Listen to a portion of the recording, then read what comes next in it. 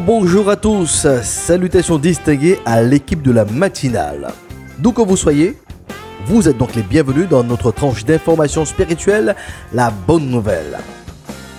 Il est certain que la semaine écoulée n'a pas été de tout repos entre les coupures d'électricité et les différentes manifestations sociales.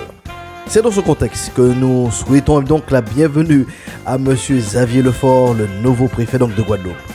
Nous prions que la sagesse, la justice et la droiture soient des valeurs sûres qui vous aideront, monsieur le préfet, dans la gestion des différents dossiers du département.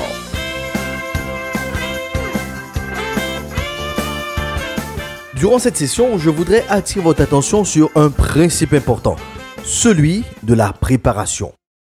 En ouvrant le dictionnaire, les propositions de définition du verbe préparer sont nombreuses.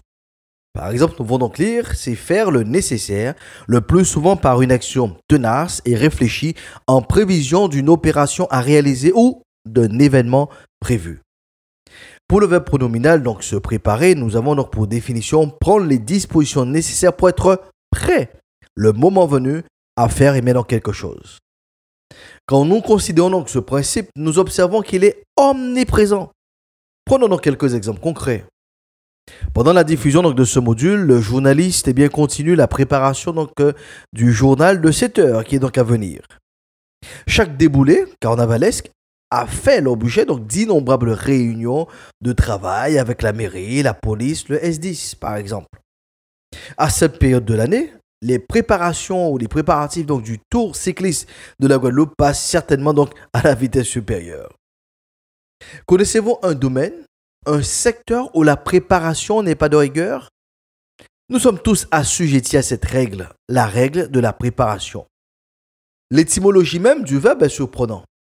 Emprunté du latin preaperare, qui veut dire ménager d'avance, préparer, lui-même composé de prae, qui veut dire devant, avant, et parare, qui veut dire ménager, arranger. Nous avons donc l'impression d'un pléonasme, de renforcement du principe.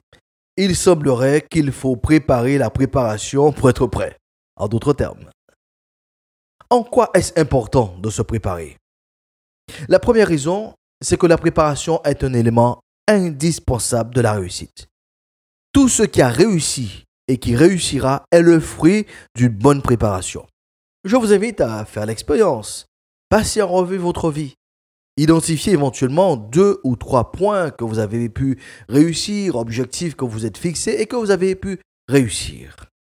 Ne notez-vous pas que cette réussite est associée effectivement au fait que vous avez pris le temps de la préparation. À l'opposé, je vous invite à faire le même exercice.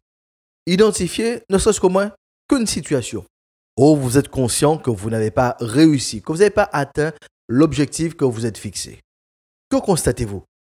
Vous observez que certainement, indéniablement, il a manqué de la préparation pour la réussite de votre projet. Donc, nous reprenons ce principe. La préparation est quasiment omniprésente et de rigueur pour la simple et bonne raison que la réussite contribue et participe à la réussite, au succès de ce que nous entreprenons. La deuxième raison, vous ne pouvez pas échapper, vous ne pouvez pas vous souscrire à une règle que le Dieu de la vie lui-même a instaurée et c'est lui-même appliqué. Savez-vous par exemple que l'ordre dans lequel les éléments de la création ont été appelés à l'existence, chaque élément a contribué à la venue d'un autre élément jusqu'à ce que nous parvenions à la création de l'homme. Nous ne parlerons pas des 9 mois de grossesse qui sont nécessaires pour la venue de bébé dans les meilleures conditions. Tout ce que le Dieu de la vie fait se caractérise par la préparation. Il a fallu 6 jours, littéralement ou symboliquement, pour créer l'univers.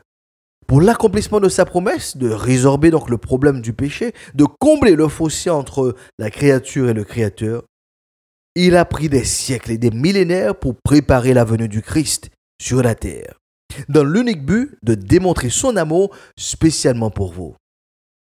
Si nous poursuivons notre survol, nous constatons que le Christ lui-même a pris 30 ans de préparation afin d'accomplir un service spécial de 42 mois. Donc, si Dieu, qui est Dieu, prend le temps de la préparation pour nous offrir ce qu'il a de mieux, à bien plus forte raison, le principe de la préparation s'applique dans toutes nos situations. En lisant l'histoire de l'humanité, nous discernons également ce principe. D'ailleurs, nous disons bien des fois que Paris ne s'est pas construit en un jour. Il a fallu, par exemple, 2 fois 40 ans au prince d'Égypte appelé Moïse pour comprendre le sens de sa mission. 80 ans de préparation pour lancer l'opération Let my people go, laisse aller mon peuple. Que dirons-nous donc du parcours de Joseph? Ce jeune qui a vu sa jeunesse être sabotée par la trahison, l'esclavage, le mensonge, l'oubli, et au final, il déclarera donc à ses frères ce qui suit. Écoutez bien, Joseph ne pouvait pas se contenir devant tous ceux qui l'entouraient. Il s'écria, « Faites sortir tout le monde !» Il ne resta personne avec Joseph quand il se fit connaître à ses frères. Il éleva la voix en pleurant. Les Égyptiens l'entendirent et la maison de Pharaon l'entendit. Joseph dit à ses frères, « Je suis Joseph. Mon père est-il encore vivant ?» Mais ses frères ne purent lui répondre car ils étaient troublés en sa présence. Joseph dit à ses frères, « Approchez-vous de moi. » Ils s'approchèrent et il dit, « Je suis Joseph, votre frère, que vous avez vendu pour être mené en Égypte. Maintenant, ne vous affligez pas et ne soyez pas fâchés de m'avoir vendu pour être conduit ici, car c'est pour sauver la vie que Dieu m'a envoyé devant vous. » Voilà 2 ans que la famine est dans le pays et pendant 5 années encore, il n'y aura ni labour ni moisson. Dieu m'a envoyé devant vous pour vous faire subsister dans le pays et pour vous faire vivre par une grande délivrance. Ce n'est donc pas vous qui m'avez envoyé ici, mais Dieu, il m'a établi, père de Pharaon, maître de toute sa maison et gouverneur de tout le pays d'Égypte, selon Genèse chapitre 45. Madame, monsieur, notre existence est une phase préparatoire pour le jour J, pour l'événement le plus important de notre existence.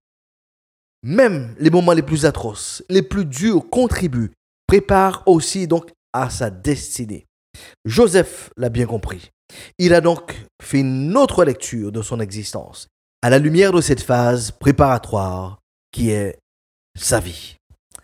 Nous avons un petit dicton qui dit « à pas aller au faim qu'on va mettre manger en diffé ». Ou bien un autre dicton qui déclare « à pas aller au ni sommeil en ziyao qu'on va ranger carbonard ». En application, nous disons que la vie est une grande préparation qu'il faut prendre soin de préparer. Nous faisons face à une obligation, un incontournable. Il est réservé aux hommes de mourir une seule fois. Il est réservé aux femmes de mourir une seule fois. Il est réservé aux pauvres de mourir une seule fois. Il est réservé aux riches de mourir une seule fois. Car devant la mort, nous sommes tous logés à la même enseigne. La mort a cette faculté d'être équitable. Il n'y a point d'acception de personne. La question fondamentale qui se pose, avez-vous pris le temps de préparer votre départ programmé du monde des vivants? S'il y a bien un événement à préparer, c'est bien le jour où le souffle de vie nous sera retiré.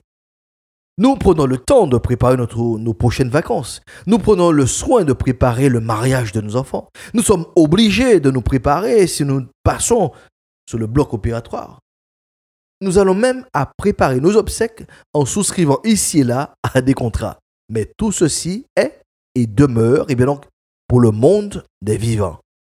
Qu'en est-il de notre préparation pour l'au-delà? Quand nous sortons du système temps, quelle est donc notre préparation pour notre entrée dans l'éternité? Voici un événement qui survient en une fraction de seconde, à n'importe quel moment, à n'importe quel âge. Quel que soit le nombre de jours, de semaines, de mois et d'années qui sont accordés, ils doivent être mis à contribution pour préparer son entrée dans l'éternité. La question que certains se posent, comment donc se préparer pour l'éternité?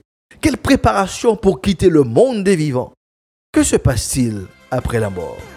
Je vous invite donc à me retrouver, si Dieu le veut, si nous sommes toujours sur la terre, dans notre prochaine session. En attendant, réécoutez donc le replay sur la chaîne YouTube du Pasteur Josias. Et pour cette nouvelle semaine, proclamons donc ensemble, la paix de Dieu soit avec vous pour une meilleure saison.